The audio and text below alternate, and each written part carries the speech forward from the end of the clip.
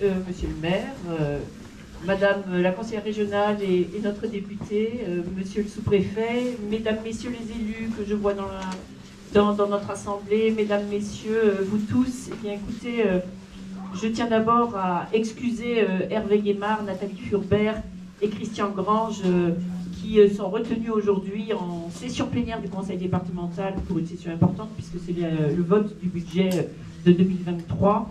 Mais ce qui nous donne le plaisir, un peu non trop de colère, mais un plaisir quand même, pour nous les remplaçants, Florian Chignal et moi, de suppléer à leur absence et de participer à cette belle inauguration. Alors comme l'a dit Monsieur le maire, c'est souvent, et c'est notamment cette fois-ci, l'aboutissement d'un long cheminement administratif et quand même quelques mois de chantier. Donc vous connaissez tous, et j'aime les répéter, les missions essentielles du conseil départemental de la Savoie, qui permet à chaque citoyen savoyard d'être accompagné tout au long de sa vie, bien sûr par une action sociale qui intervient dès la plus petite enfance et tout au long de la jeunesse de nos enfants, en passant aussi par les collégiens, qui accompagne aussi nos personnes âgées, nos personnes handicapées, pour celles aussi qui sont en difficulté de vie, de difficultés sociétales et qui sont allocataires du RSA, donc une action importante. Une action aussi importante pour nos stations, c'est bien sûr la gestion des routes départementales et la viabilité hivernale, et on en voit aujourd'hui les conséquences quand il y a cette attractivité touristique qui passe par un accès facilité aux routes. Mais au-delà de ces missions essentielles, le conseil départemental participe aussi à l'essor économique de la Savoie.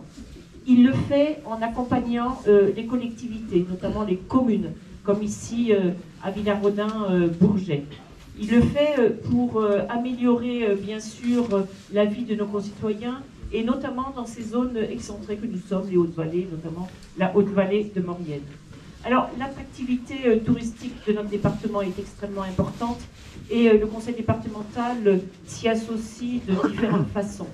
Et vous en êtes ici un témoignage d'ailleurs, parce que le conseil départemental s'y associe en participant au capital des sociétés de remontée mécanique ou des syndicats mixtes. C'est le cas ici pour le syndicat mixte d'abord vanoise, mais il y participe aussi en accompagnant, comme l'a dit le maire, les communes dans leur effort de diversification, pour justement faire mentir ce qu'on entend ou ce que l'on lit encore quelquefois dans la presse, que le tout-ski n'existe plus en Haute-Maurienne depuis belle lurette.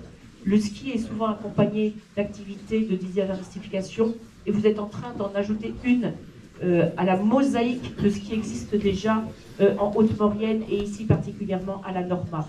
En effet, nous avons eu une expérience malheureuse, mais grandeur nature, de l'absence de remontée mécanique, et nous avons pu voir pendant un hiver combien nos visiteurs touristiques avaient pu profiter de la montagne hors ski. Nous ne souhaitons pas que ça recommence, mais nous avons pu prouver qu'il y a aussi autre chose que le ski, mais que le ski est quand même essentiel et indispensable.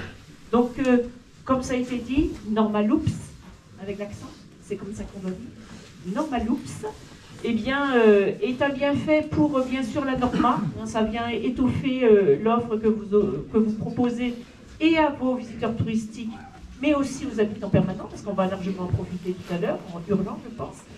Mais bien sûr, ça vient aussi agrémenter toute l'attractivité de notre Haute-Maurienne. Alors, l'apport du conseil départemental se fait dans un dispositif qui vient d'être décrit, qui est particulier, qui est exceptionnel, qui est un outil majeur pour accompagner les communes sur leurs projets, les communes qui ont été impactées par le chantier du Long-Turin.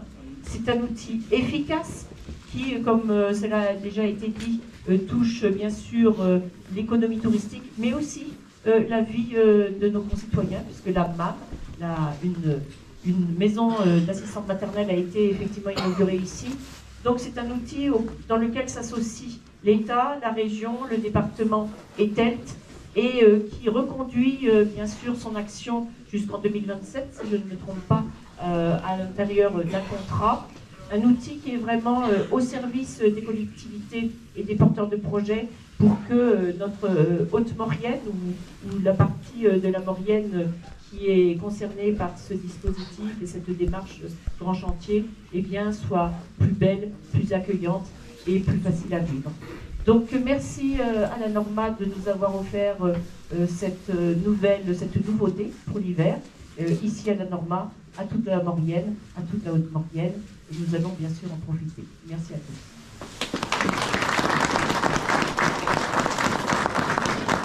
Madame la conseillère régionale des députés.